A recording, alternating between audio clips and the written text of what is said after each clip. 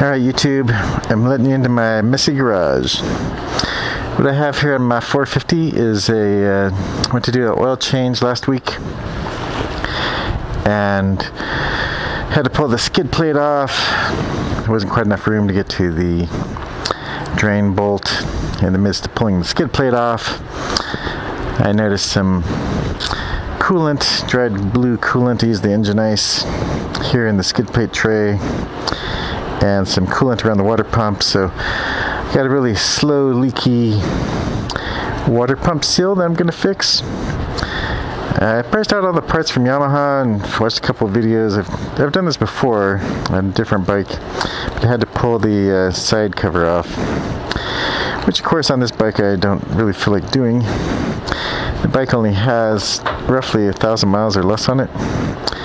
So I bought the Yamaha seal for this. It was like $6, and the Tusk kit was only like $10. I thought, well, I have an 05 that may need a water pump before too long, so I'll get the Tusk one, see how they compare. But because the motor has so few miles on it, I'm sure the bearing is good and the oil seal is good. The oil seal really doesn't have any pressure, just minimal pressure on it. The water pump could have up to 25-30 psi on it.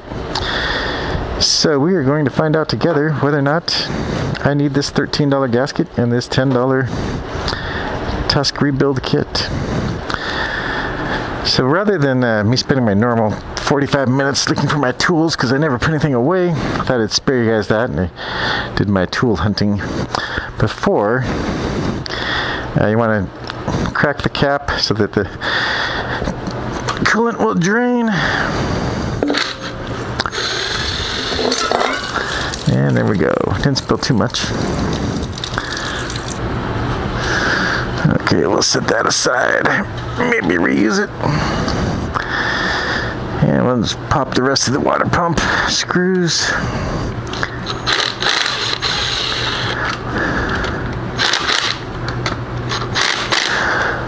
I really didn't want to take the pipe off, is the main thing. It's got this Lex pipe, and it doesn't have the typical clamp that the stock pipe has, and you kind of glue it on there with some high temp stuff, and I'm not sure how hard that is to take off, but I'd rather just avoid it.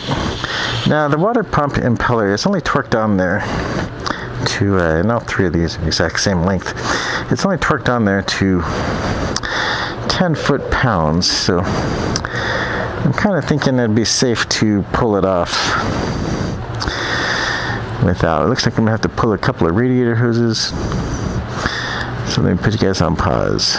A screwdriver here in my disc to lock up the rear wheel. Didn't have to crank too hard, and it popped loose. Main thing is you don't want to go rattling that with an impact and possibly ruining something in the crankcase. So just a little bit of light pressure. Like I said, it's only 10 foot-pounds.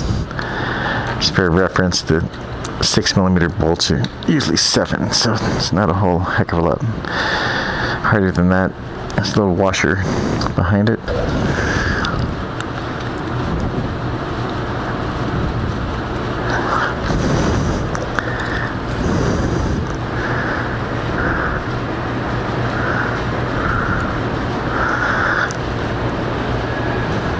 There she comes.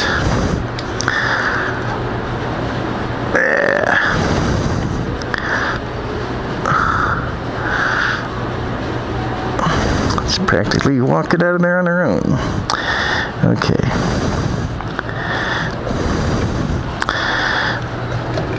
Make sure we got the exact same part. Yep. And I decide with the spring. You want to get the spring facing outwards. So, a little seal grease from Race Tech.